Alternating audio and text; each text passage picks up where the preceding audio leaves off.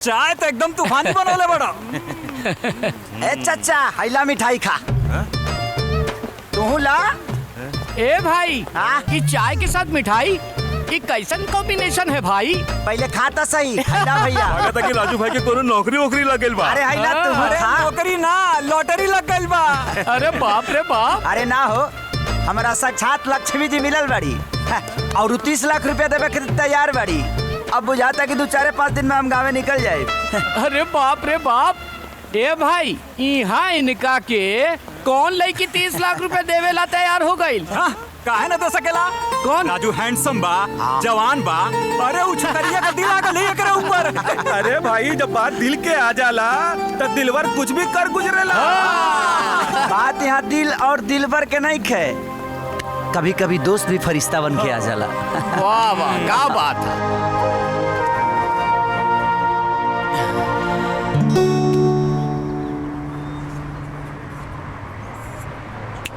Hello.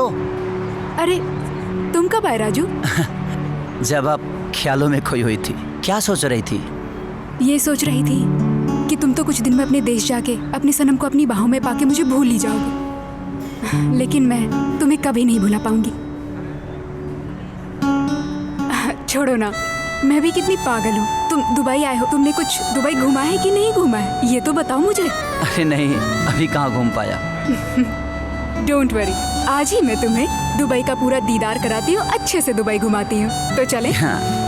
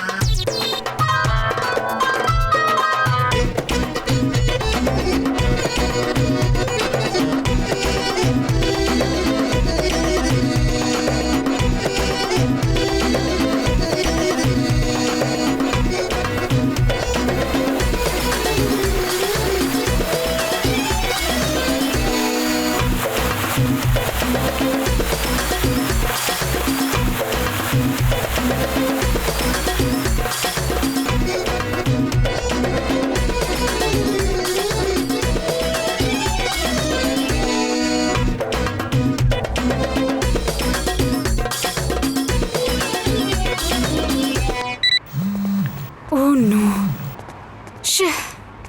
क्या madam, कोई tension है क्या? हाँ, अबू अम्मी शादी के लिए परेशान कर रहे हैं और मैं अभी शादी करना नहीं चाहती, और मैंने उनसे बोल दिया कि मुझे यहाँ पे एक लड़का पसंद आ गया है और मैं उसी से शादी करूंगी। लेकिन माँ बाप से कभी झूठ नहीं बोला करते। ये तो मुझे भी पता है, लेकिन अब मैं फंस चुकी हूँ और अब मैं क्या करूँ? अब तुम मुझे इस प्रॉब्लम से बचा सकते हो और मैं टेंशन फ्री हो जाऊंगी। एक हेल्प करोगे मेरी? आप मेरे लिए इतना कुछ कर रही हैं तो मैं आपके लिए क्यों नहीं कर सकता? बताइए क्या करना है। बस कुछ खास नहीं, तुम्हें मेरे लवर होने का नाटक करना है कि तुम मुझसे बेपनाह मोहब्बत करते हो और तुम मुझसे बहुत जल्दी शादी कर लोगे, और मैं ये वीडियो क्लिप बना के अब्बू और अम्मी को भेज दूंगी, तो उन्हें यकीन हो जाएगा और मेरी सारी टेंशन दूर हो जाएगी। लेकिन राजू प्लीज प्लीज मना मत करना। राजू प्लीज। ठीक है, आइए वीडियो बनाते हैं। हाँ। यहाँ से। सलाम अबू अम्मी जान, बड़ी प्यारी हैं आपकी शहजादी, और हाँ, आप लोगों से भी ज्यादा मैं मुमताज से मोहब्बत करता हूँ और आप लोग के दुआ से मैं बहुत जल्दी शादी भी करने वाला हूँ। I love you. Love you too. ओम नमः शिवाय, नमः शिवाय, नमः शिवाय, नमः शिवाय, नमः शिवाय, नमः शिवाय। अरे जानकी, हाय देखा राजू के फोन आइल बा। हाँ। हेलो। हाँ प्रणाम माई। खुश रहा बेटा। माई, हमार कल फ्लाइट के टिकट हो गइल बा, हम कल ले आ जाए। सच? हाँ माई। ठीक बा माई, प्रणाम, रखा तानी।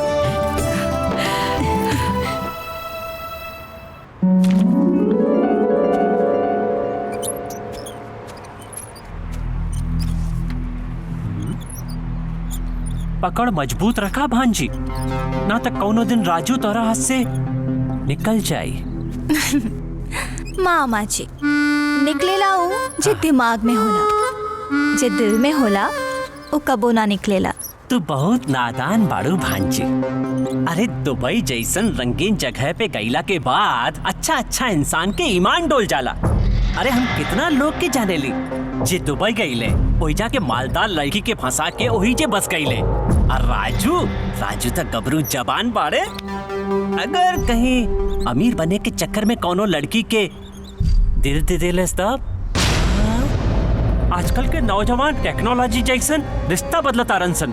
और एगो तू बाड़ू देखा कि लैला मजनू के जैसन अपन प्यार के प्यार समझे लो।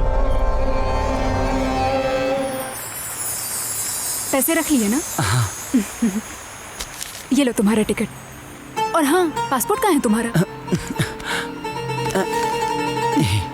पासपोर्ट जेब में नहीं रखते, मैं इसमें रख रही हूँ और ये एक साथ रख लेना, ठीक है? जी। ये अपने बैग में रखो।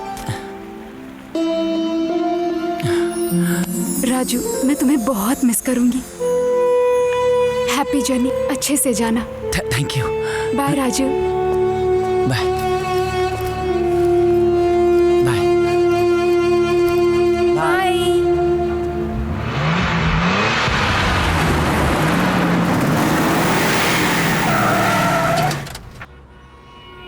क्या हुआ? लगता है गाड़ी में कुछ प्रॉब्लम हो गया, धक्का लगाना पड़ेगा।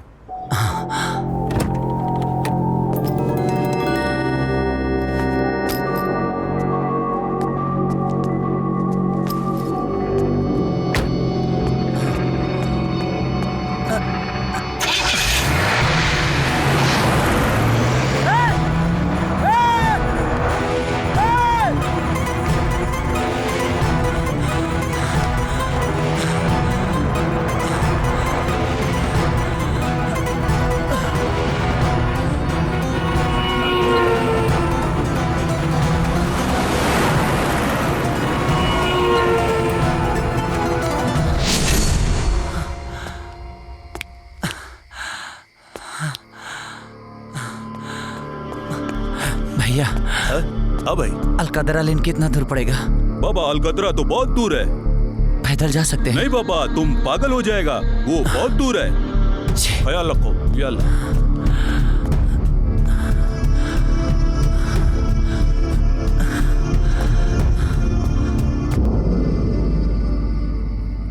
अरे जानकी, खाना काहे नहीं खात? दीदी, हमने एजा खाना खाता नहीं, पता नहीं हमार लेकर खैले होई कि भूखले पेट होखी। तोहरा के का लगता राजू एजा भूखल होई? नहीं, वो खा पी के मस्त होई। और एक दिन ना खाई तो का फर्क पड़ी? जब वो एजा आ जाई तो तू अपने हाथ से खिया दिया। चला चला खाना खा, चला। चिंता कैले बाड़ू।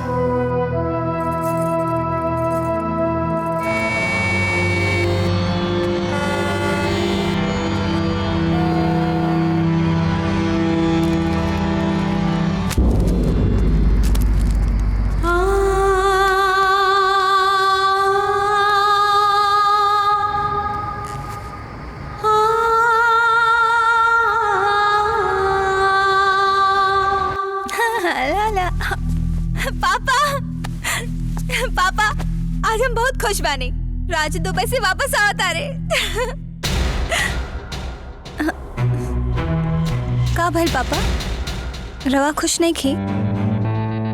बेटा, हम तो के वो वीडियो सेंड कैले रहनी हो, जरा देख लो। वीडियो?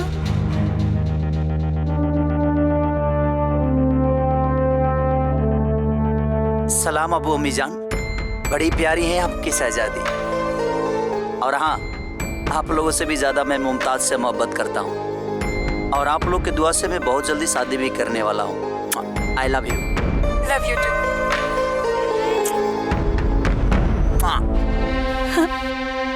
ये सब कहा पापा? बेटा, हमरा के भी समझ में ना आवत हो कि सब का हो रहल बा। हम राजू के फोन करता नहीं। The number you have dialed is not in service at this time. कोनो फायदा ना है बेटा। बहुत बार हम ओकरा के फोन कैनी हो, लेकिन ओकर मोबाइल ऑफ हो।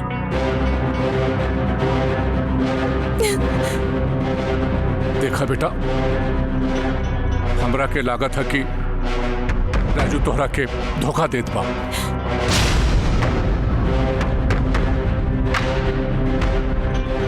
I hate you, Raju. I hate you। पूरा फिल्म देखे खातिर अभी डाउनलोड करी दंगल प्ले ऐप।